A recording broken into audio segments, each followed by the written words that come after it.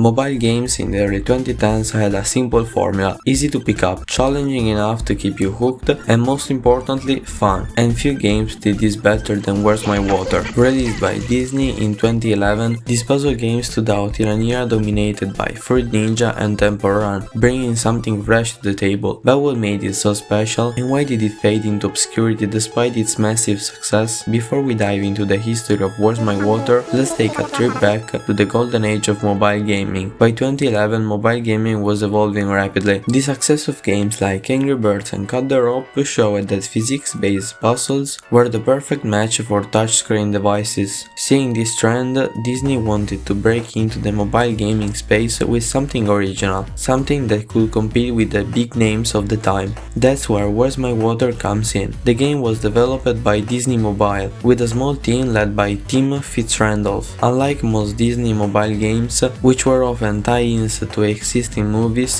this was a completely original concept. The team wanted to create a game that combined fluid physics with an engaging character. Swampy the alligator was born. Swampy was different from the typical alligator. He wasn't some fearsome predator. Instead, he just wanted to take a nice, clean shower. This quirky and unexpected premise made the game stand out, giving it personality beyond just the puzzles. But an interesting concept alone wasn't enough. What really made Where's My Water special was its gameplay. At its core, Where's My Water was a physics-based puzzle game, but what set it apart was how it used water physics in a way that felt natural and satisfying. The goal was simple: guide water through dirt and obstacles to reach Swampy's bathtub so he could take a shower. Players had to swipe their fingers across the screen to dig pathways in the dirt, creating routes for the water to flow. Along the way, they had to deal with various challenges: poisonous water that could ruin everything, algae that absorbed liquids, and mechanical contraptions that needed to be activated at the right time. The game's physics were incredibly well designed. Water didn't just move in a predictable way, it splashed, split, and reacted realistically to gravity. This made each level feel dynamic, forcing players to think ahead and experiment. Plus, there were collectible rubber ducks scattered throughout the levels, encouraging players to go for perfect scores. One of the biggest strengths of Where's My Water was its level design. Puzzles started simple but gradually introduced new mechanics, keeping things fresh without ever feeling overwhelming. The game rewarded both casual players who just wanted to complete the levels and perfectionists who aimed to collect every duck and find hidden secrets. It was a game that felt polished, creative, and incredibly fun to play, and it turns out people loved it. When Where's My Water launched in September 2011, the game quickly climbed the App Store charts, becoming the first Disney mobile game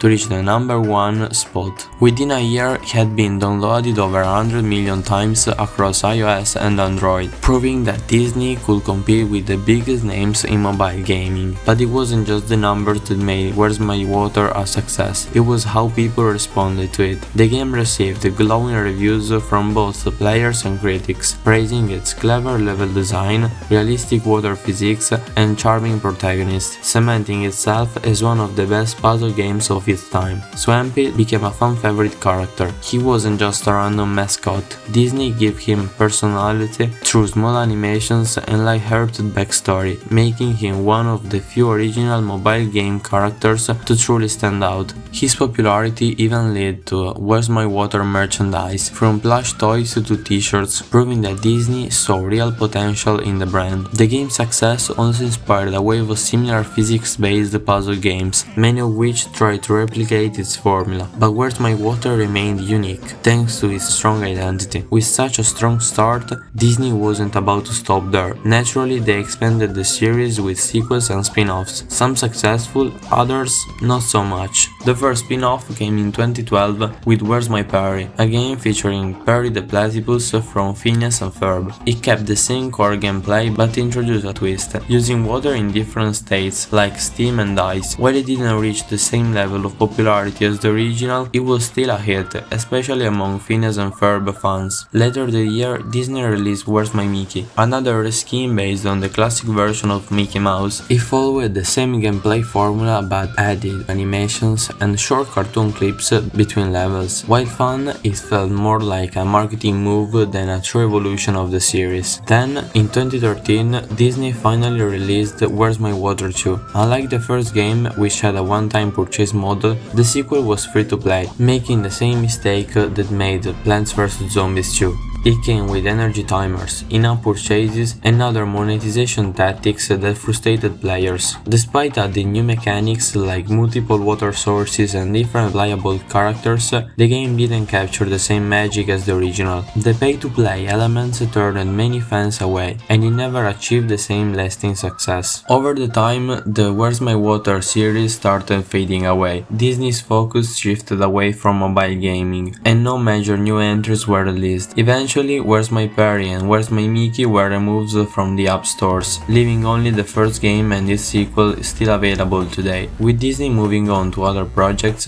what exactly happened to Where's My Water in the long run? Let's take a look. Despite its early success, Where's My Water eventually followed the path of many classic mobile games like Angry Birds, losing players. While the first game remained popular for years, Disney's decision to shift towards free-to-play mechanics in Where's My Water 2 hurt the franchise. The introduction of energy timers, paywalls, and aggressive monetization frustrated players who had loved the original straightforward pay-once model. On top of that, the mobile gaming landscape was changing. By the mid-2010s, hyper-casual games and battle royale mobile titles started dominating the market, pushing physics-based puzzles games to the sidelines. Disney itself also pulled away from premium mobile games, focusing more on licensing its properties rather than developing original titles. Over time, most of Where's My Water spin-offs were quietly removed from app stores, and the two mainline games don't receive much attention from Disney anymore. There have been no major updates, no new content, and no signs of a revival. It's clear that the company has moved on, leaving Swampy and his plumbing problems in the past. That said, the game still holds a special place in the hearts of those who played it during its peak. It remains one of the best examples of early mobile gaming done right, a perfect mix of creativity, challenge and charm. And while Swampy might not be making a comeback anytime soon, I'm sure that Where's My Water will always be remembered. It may not be as widely recognized today, but it was an important milestone in mobile gaming. It proved that puzzle games could be both fun and challenging while maintaining a unique personality.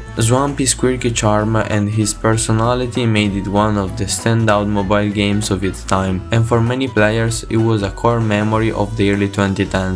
Disney might have abandoned the franchise, but its impact is still felt. It helped shape the mobile puzzle genre, inspiring similar physics-based games, and even though the game has been overshadowed by newer trends, those who played it will always remember the simple joy of guiding water to help a cartoon alligator take a bath. So if you ever feel nostalgic, Where's My Water is still out there, waiting for a new generation of players to discover it. And who knows, maybe one day Swampy will make a comeback, but until then he'll be patiently waiting, probably still trying to take that one perfect shower.